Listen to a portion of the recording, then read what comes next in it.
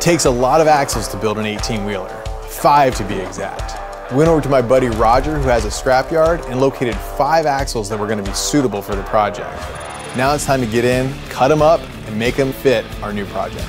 These are Chevy dually rear axles. We're going to go ahead and cut off all the existing bracketry and weld in all the new suspension mounts.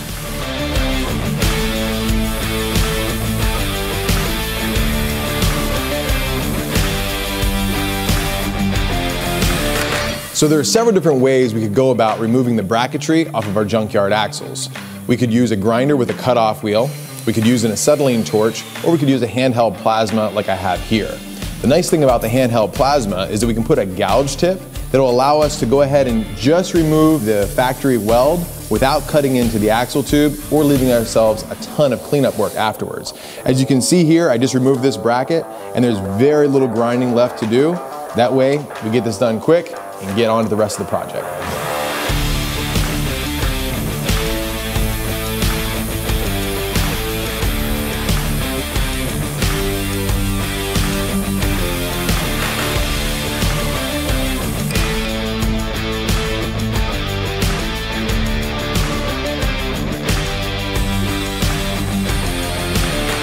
The term COE stands for cab over engine, meaning that the original factory engine was right underneath the floorboards of the cab. Our new power plant and transmission are going to be much larger and are not going to fit underneath the floorboards. We're going to relocate those right behind the rear cab. In order to support that effectively, we're going to build an entire new frame rail system out of 2x8-inch box tubing and tie it in with cross members.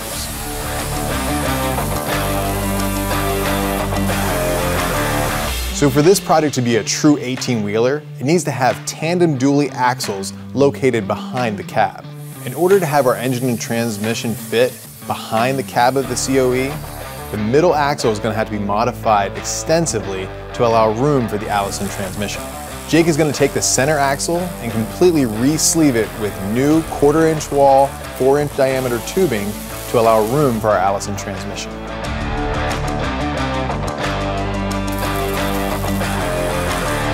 So a little trick when you're welding up either round tubing or square tubing, you can use the weld seam as a reference point. When I measured and cut all of my miters, I used that as the long or short end. That way I could line up all of those weld seams again when I put it back together and make sure that the pieces align properly.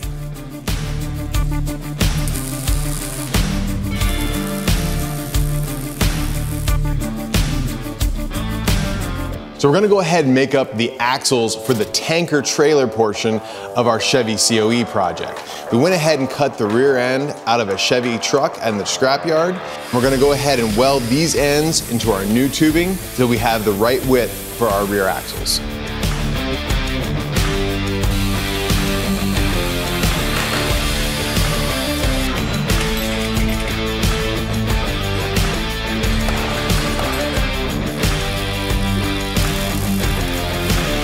So the suspension on this Rat Rod 18-wheeler is comprised with several different components from different companies. The control arms are BDS control arms from a Dodge Ram 3500 that have been heavily modified.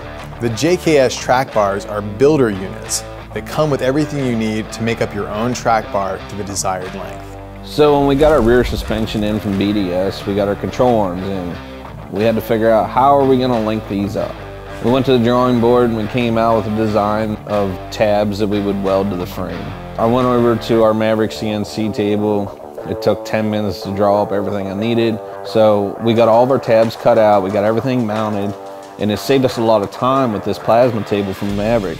It's a wonderful thing to have in the shop. Growing up with torches and grinders, you learn to appreciate a piece of equipment like that, and I'm honored to have it.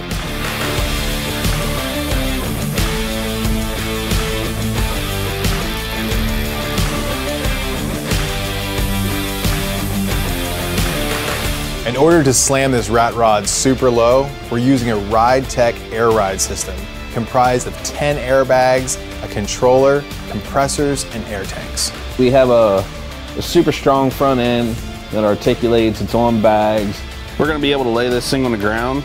It's going to blow your mind.